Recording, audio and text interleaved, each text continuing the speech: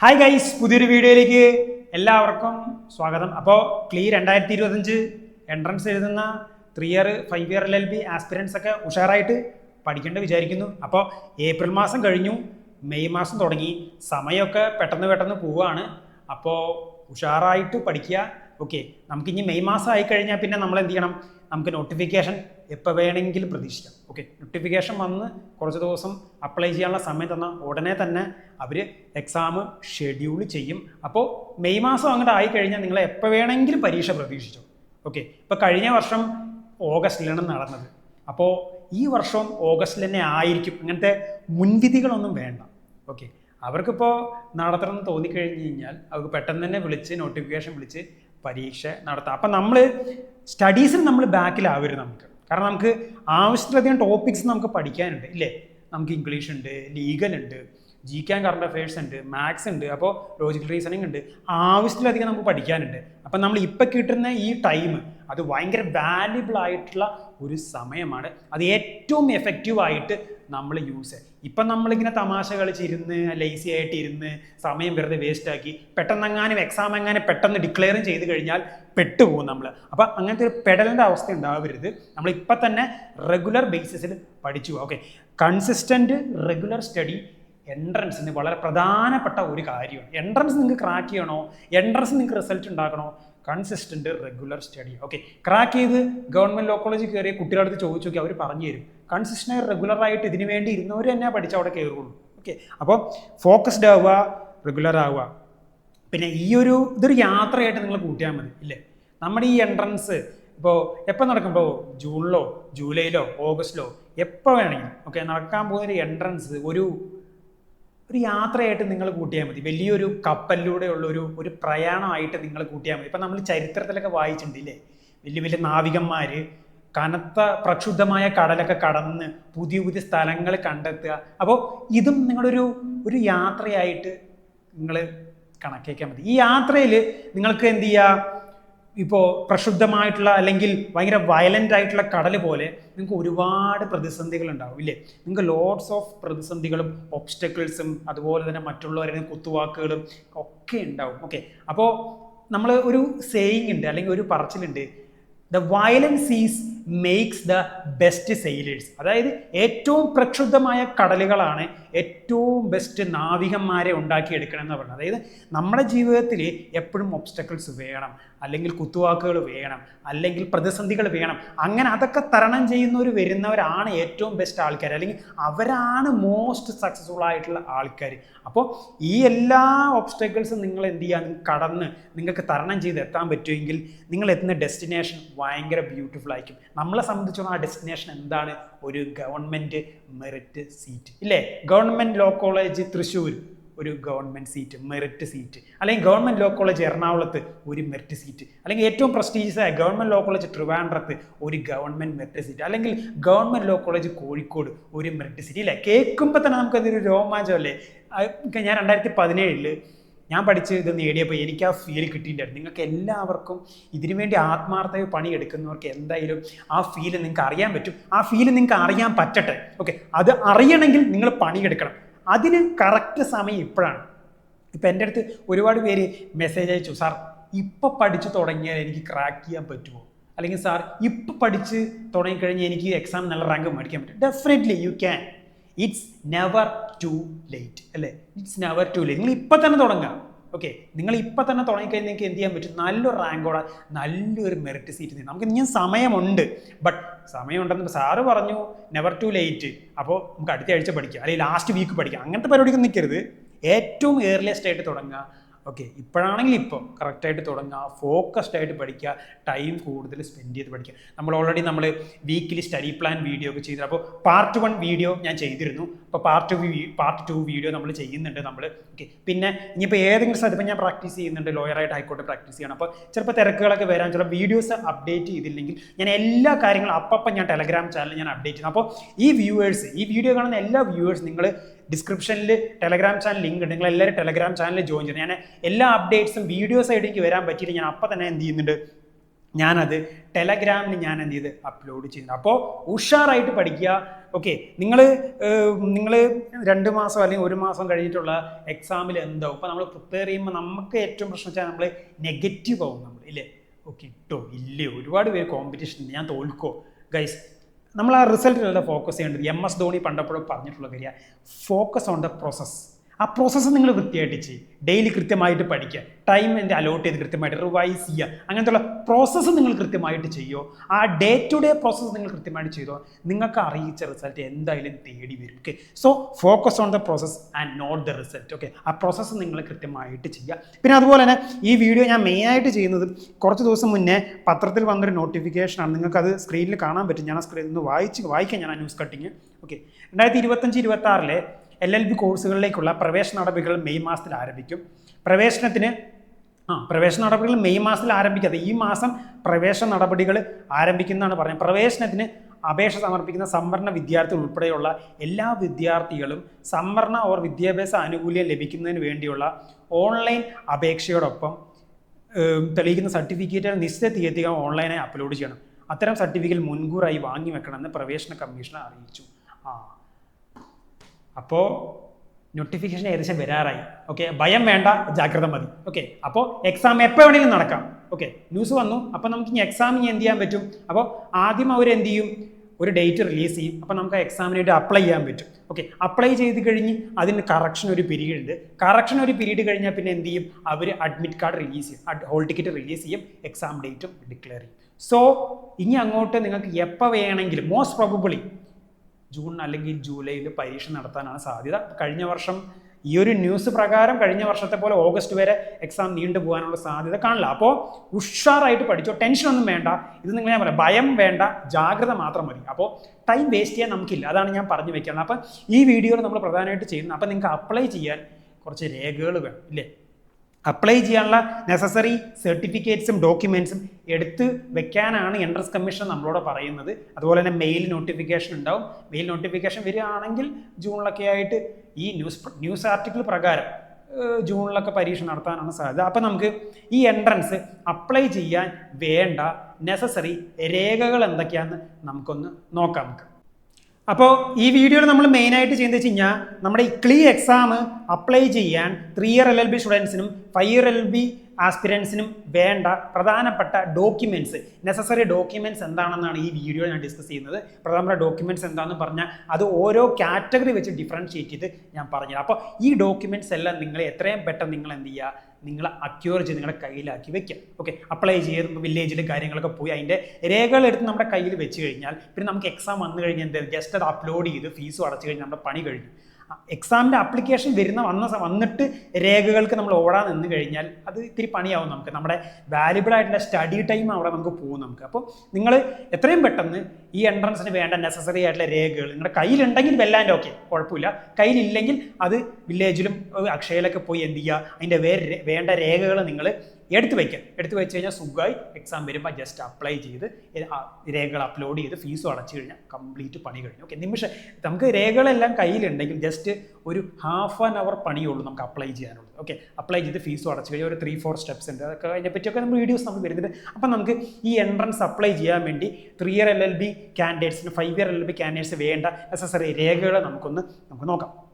Okay, അപ്പോൾ ആദ്യം വേണ്ടത് സർട്ടിഫിക്കറ്റ് ടു പ്രൂവ് നേറ്റിവിറ്റിയാണ്. ഓക്കെ, സർട്ടിഫിക്കറ്റ് ടു പ്രൂവ് നേറ്റിവിറ്റിയാണ്. നേറ്റിവിറ്റി പ്രൂവ് ചെയ്യാണ്. അപ്പോൾ നേറ്റിവിറ്റി പ്രൂവ് ചെയ്യാൻ എന്തൊക്കെ സർട്ടിഫിക്കറ്റ്സ് ആണ് വേണ്ടത്? നേറ്റിവിറ്റി പ്രൂവ് ചെയ്യാൻ ഒന്നെങ്കിൽ SLC, ഇപ്പോൾ സ്റ്റേറ്റ് സിലബസിലാണ് പഠിച്ചെങ്കിൽ ഒന്നെങ്കിൽ SLC, അല്ലെങ്കിൽ ഡേറ്റ് ഓഫ് ബർത്ത് സർട്ടിഫിക്കറ്റ്, അല്ലെങ്കിൽ relevant page of passport. Okay, passport. അപ്പം ഈ പറഞ്ഞ SSLCയോ ഡേറ്റ് ഓഫ് ബർത്ത് സർട്ടിഫിക്കറ്റോ അല്ലെങ്കിൽ റെലവൻറ്റ് പേജ് ഓഫ് പാസ്പോർട്ട്, ഇതിൽ ഏതെങ്കിലും ഒരെണ്ണം മതി. ഇത് 3ഉം വേണ്ട.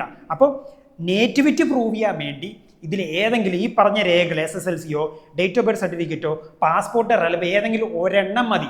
ഇത് 3ഉം ഇല്ലെങ്കിൽ, ഈ പറയുന്ന 3 കാര്യങ്ങളും ഇല്ലെങ്കിൽ നിങ്ങൾക്ക് വില്ലേജ് ഓഫീസിൽ പോയി കഴിഞ്ഞാൽ എന്ത് ചെയ്യാം, നേറ്റിവിറ്റി സർട്ടിഫിക്കറ്റ് നമുക്ക് കിട്ടും. അപ്പോൾ നേറ്റിവിറ്റി പ്രൂവ് ചെയ്യാൻ ഞാൻ പറഞ്ഞ ഈ 4 എണ്ണത്തിൽ ഏതെങ്കിലും ഒരെണ്ണം മതി. ഓക്കെ, നോർമലി എല്ലാവരും മോസ്റ്റ് ആൾക്കാരും വെക്കുന്നത് ഡേറ്റ് ഓഫ് ബർത്ത് സർട്ടിഫിക്കറ്റ്. അപ്പോൾ ഡേറ്റ് ഓഫ് ബർത്ത് സർട്ടിഫിക്കറ്റ് ഉണ്ടെങ്കിൽ നമുക്ക് എന്ത് ചെയ്യാൻ പറ്റും, നേറ്റിവിറ്റി പ്രൂവ് ചെയ്യാം. പിന്നെ അടുത്തത് നമുക്ക് നാഷണാലിറ്റി പ്രൂവ് ചെയ്യാനുള്ള സർട്ടിഫിക്കറ്റ്. ഓക്കെ, നാഷണാലിറ്റി പ്രൂവ് ചെയ്യാൻ നമുക്ക് എന്ത് ചെയ്യാൻ പറ്റി? ഈ മുകളിൽ പറഞ്ഞിട്ടുള്ള രേഖകൾ ഏതെങ്കിലും ഒന്ന് വെച്ചാൽ മതി. അതിപ്പോൾ ഡേറ്റ് ഓഫ് ബർത്ത് സർട്ടിഫിക്കറ്റോ SSLCയോ അതുപോലെ തന്നെ റെലവൻറ്റ് പേജോ പാസ്പോർട്ടോ ഏതെങ്കിലും ഒന്ന് വെച്ചാൽ. അപ്പോൾ നേറ്റിവിറ്റി പ്രൂവ് ചെയ്യാനുള്ള സർട്ടിഫിക്കറ്റ്, നാഷണാലിറ്റി പ്രൂവ് ചെയ്യാനുള്ള സർട്ടിഫിക്കറ്റ്. ഓക്കെ, അപ്പോൾ ഇതിന് ഈ രണ്ടും പ്രൂവ് ചെയ്യാൻ ഞാൻ പറഞ്ഞ ഈ 4 രേഖകളിൽ ഏതെങ്കിലും ഒരെണ്ണം വെച്ചാൽ മതി. SSLC സർട്ടിഫിക്കറ്റോ ഡേറ്റ് ഓഫ് ബർത്ത് സർട്ടിഫിക്കറ്റോ അല്ലെങ്കിൽ റെലവൻറ്റ് പേജ് ഓഫ് പാസ്പോർട്ടോ, അല്ലെങ്കിൽ ഇത് മൂന്നും ഇല്ലെങ്കിൽ നിങ്ങൾക്ക് എന്ത് ചെയ്യാം, വില്ലേജ് ഓഫീസിൽ പോയി കഴിഞ്ഞാൽ നിങ്ങൾക്ക് എന്ത് ചെയ്യാം, കിട്ടും നിൽക്കും.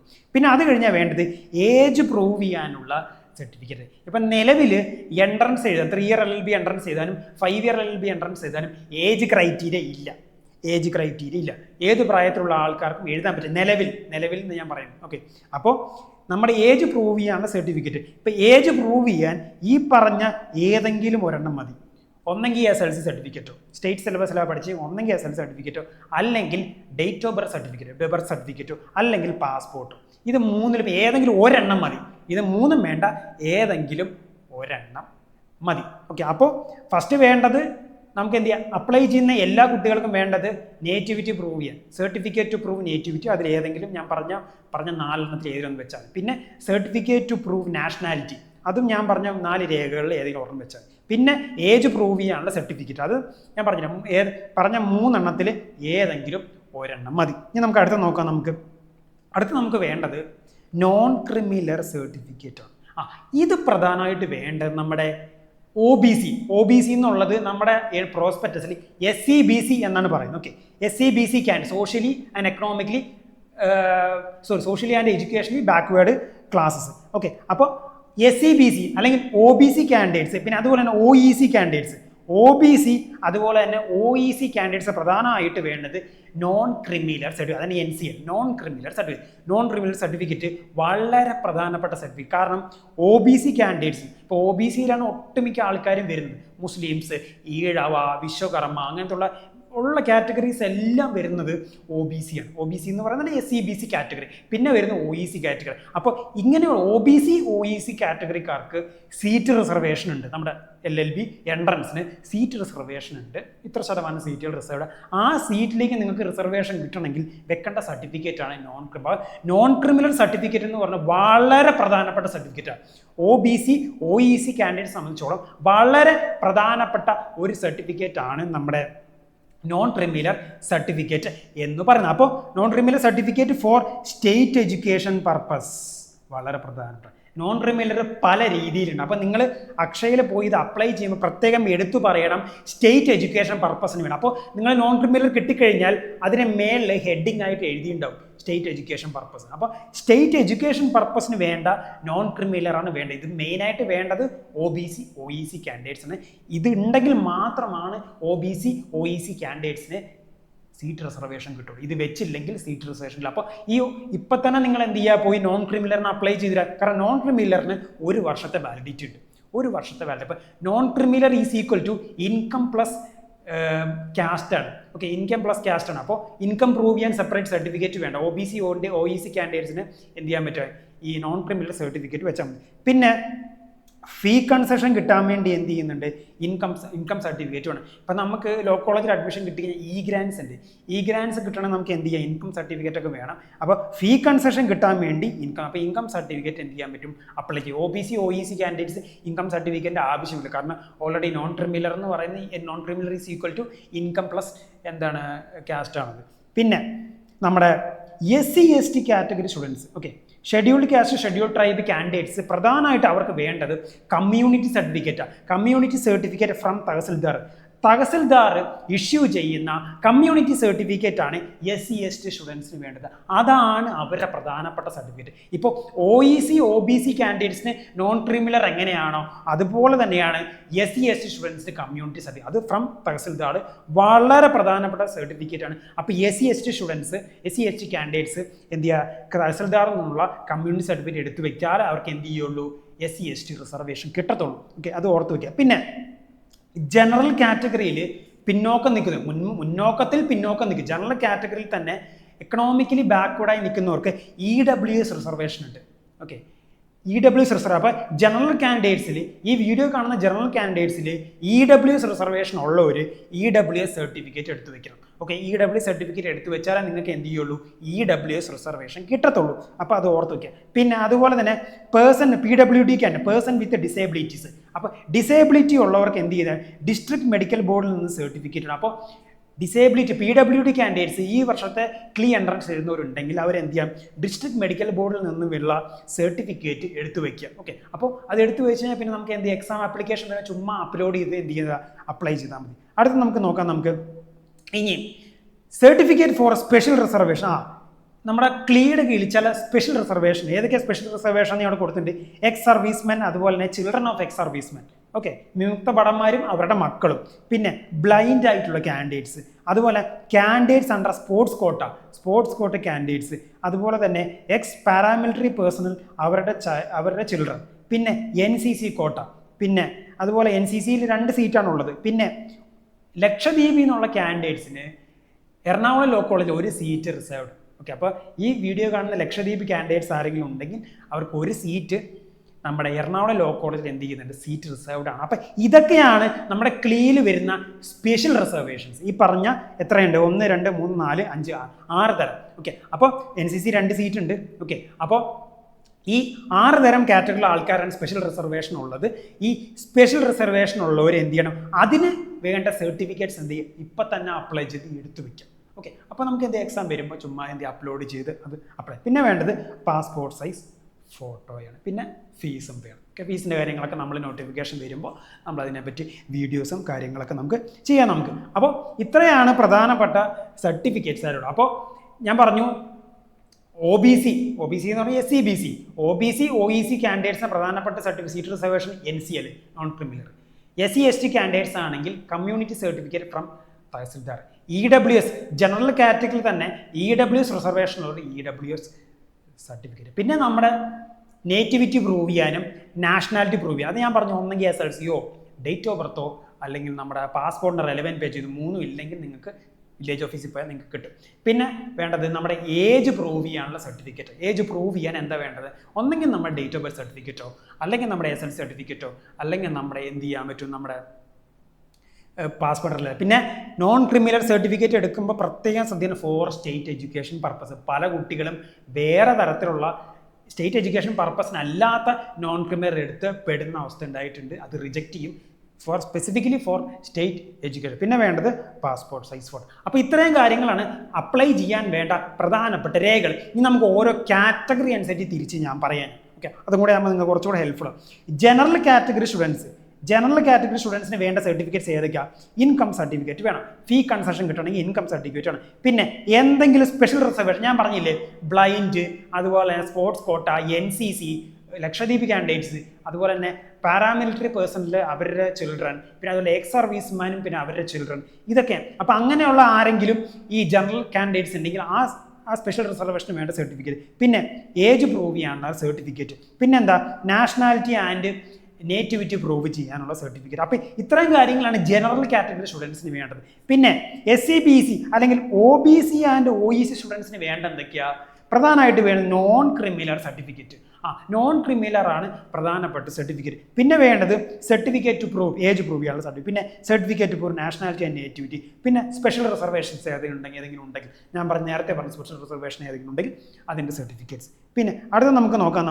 അടുത്ത SC ST കാൻഡിഡേറ്റ്സ് മെയിനായിട്ട് വേണ്ടത് community certificate from tahsildar. Okay, പിന്നെ ഏജ് പ്രൂവ് ചെയ്യാനുള്ള certificate, nativity and nationality prove ചെയ്യണം, പിന്നെ സ്പെഷ്യൽ റിസർവേഷൻ എന്തെങ്കിലും ഉണ്ടെങ്കിൽ അതിൻ്റെ സർട്ടിഫിക്കറ്റ്. അപ്പോൾ ഇത്രയാണ് പ്രധാനമായിട്ട് നമ്മൾ ക്ലീ അപ്ലൈ ചെയ്യാൻ, ഈ വർഷത്തെ ക്ലീ അപ്ലൈ ചെയ്യാനുള്ള മെയിൻ ആയിട്ടുള്ള certificate. This video is applicable to both 5-year LLB candidates and 3-year LLB candidates. Okay, അപ്പോൾ 2 പേർക്കും. അപ്പോൾ പ്രത്യേകം ശ്രദ്ധിക്കുക വെച്ചാൽ നമ്മുടെ നോട്ടിഫിക്കേഷൻ നമുക്ക് വരാനുള്ളൊരു സാധ്യതയാണ്. ഇപ്പം ഞാൻ നേരത്തെ ന്യൂസ് വെബ് കട്ടിങ് ഞാൻ നിങ്ങൾക്ക് കാണിച്ചു.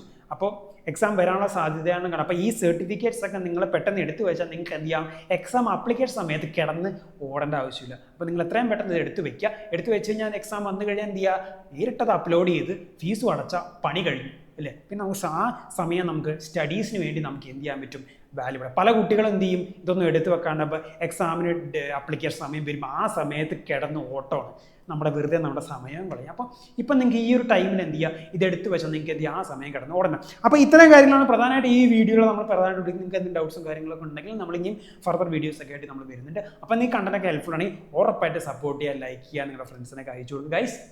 Thank you.